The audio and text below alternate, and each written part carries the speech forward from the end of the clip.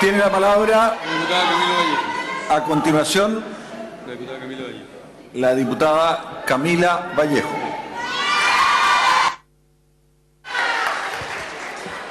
Muchas gracias, señor presidente. Yo no quería dejar pasar la oportunidad de referirme tanto a este proyecto en discusión como a uno que se viene a posterior, que dice relación también con las condiciones laborales de los trabajadores. Y en ese marco creo importante también la demanda que han sostenido ya hace bastante tiempo las trabajadoras y trabajadores manipuladoras de alimentos, no solamente de la quinta región con la cual he tenido la oportunidad de conversar, sino que hoy día a nivel nacional. Está presente su Federación Nacional. Aquí yo la saludo desde Arica a Punta Arenas. Y me parece que el tema en cuestión o los distintos temas que se están planteando hoy día tienen mucha relación. Uno desde la perspectiva del discurso pro familia, que tiene que ver con la ley que estamos discutiendo hoy día en relación a los 5 días hábiles de los trabajadores después de casarse, de poder tenerlo a disposición, ¿cierto?, con una remuneración. Yo creo que sin estar en contra del matrimonio, para nada, creo que hoy día la discusión en torno a cuál es la base de la familia y del desarrollo de una familia de la perspectiva integral no está en el simple hecho de contraer matrimonio, sino cómo hoy día garantizamos que las condiciones laborales de esa familia le permitan un desarrollo digno ya a todos sus integrantes. Si realmente somos pro familia, entonces preocupémonos de garantizar esas condiciones laborales, que tienen que ver tanto con las remuneraciones como los horarios, ¿cierto?, y las condiciones laborales en general de los trabajadores y trabajadoras de este país. Y por eso que también me hacía sentido, yo me inscribí en el proyecto siguiente que habla de regular las condiciones laborales de los trabajadores del sector ferroviario. Sin embargo, ¿por qué quiero señalar esto? Porque me parece muy importante marcar el punto. Y es que efectivamente en este país no le hemos dado el valor adecuado al trabajo. Y por lo general cuando hablamos del desarrollo del país, hablamos de cómo proteger a los grandes empresarios, de que puedan invertir mejor en nuestra sociedad. Y la verdad es que los empresarios no son nada sin los trabajadores. Por lo tanto, el valor al trabajo es una cuestión que tenemos que poner en discusión. El valor del trabajo está muy por sobre el valor del capital. Y la verdad es que eso no se está traduciendo en las políticas públicas. Y es por eso que es más importante incluso de hablar de si un peso más o un peso menos para los trabajadores, tiene que ver con cómo nosotros garantizamos que el trabajo cuente con una remuneración que le permita vivir en dignidad y salir de la pobreza a todas personas que por solo hecho de trabajar puedan efectivamente salir de esas condiciones de precariedad. Y creo que en ese sentido, lo que han manifestado las trabajadoras y trabajadores manipuladoras de alimentos es muy importante. Y ahí, obviamente, esto se va a trabajar en profundidad en la Comisión de Trabajo a las 6:30, pero creo que es importante revisar nuestra legislación, porque hoy día el Estado, al parecer, no puede exigir a la empresa un monto fijo, un monto exacto para poder postular, ¿cierto?, en las bases de licitación. Y lo que tienen que hacer es establecer ponderaciones.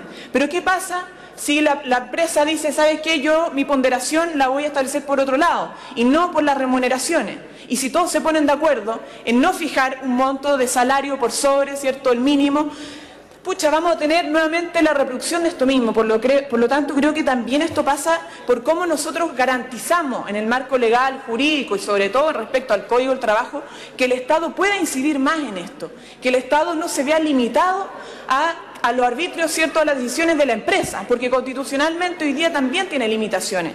Entonces creo que la discusión es de fondo y tiene que ver con, obviamente, más que hablar todos los años de cómo reajustamos el salario mínimo, que me parece indigno, de cómo cambiar las condiciones laborales en el Código del Trabajo y también a nivel de la Constitución política. Si no cambiamos eso, la verdad es que vamos a estar todos los años reproduciendo la misma discusión sin poder avanzar de manera estructural. Yo creo, señor presidente, por su intermedio, que, insisto, cuando hablamos de valorar la familia, tenemos que en primera instancia decir, bueno, ¿qué sustenta una familia?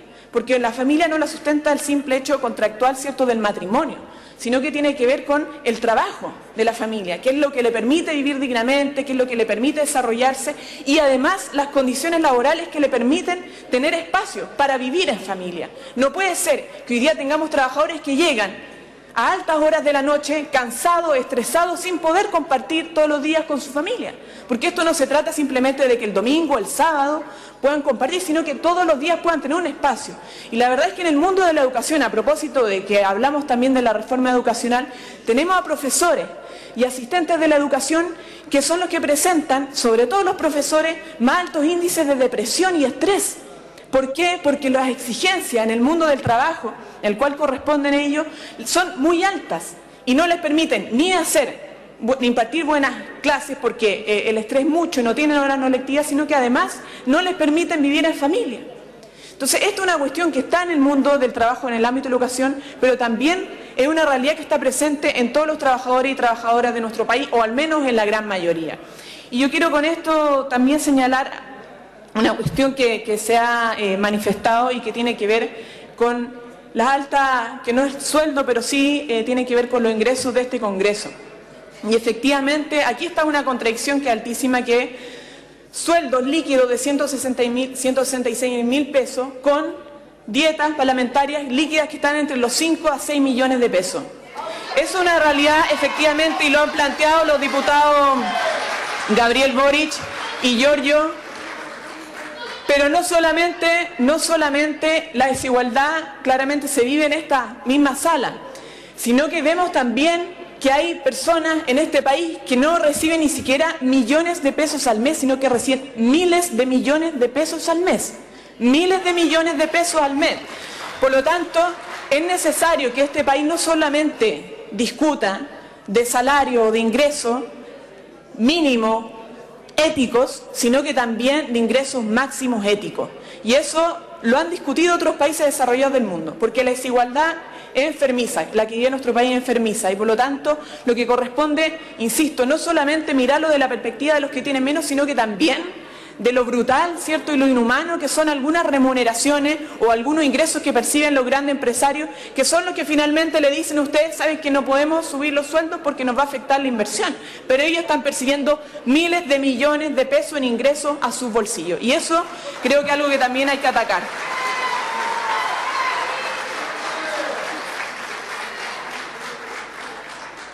Y para finalizar, señor presidente, creo que hay una cuestión que es importante, y por ahí lo mencionaban algunos diputados, que insisto, la discusión de fondo no es solamente los montos o una discusión cuantitativa, tiene que ver con una discusión cualitativa y cómo nosotros podemos poner en el centro el valor del trabajo en nuestro país. Y para entregarle un valor al trabajo no basta con hablar de las remuneraciones, sino que tenemos que hablar de cómo los trabajadores hoy día en este país pueden tener mejores condiciones para luchar y conquistar sus derechos.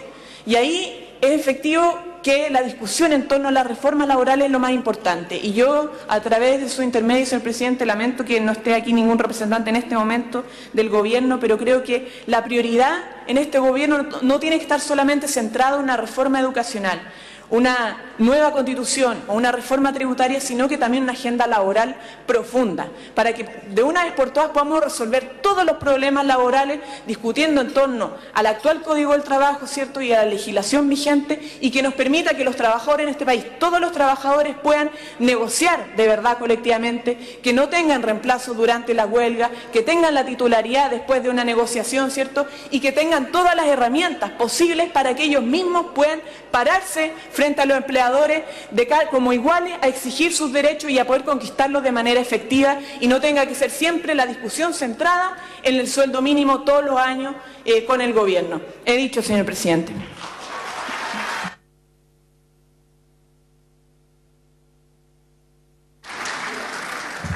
Gracias, diputada Camila Vallejos. Tiene la palabra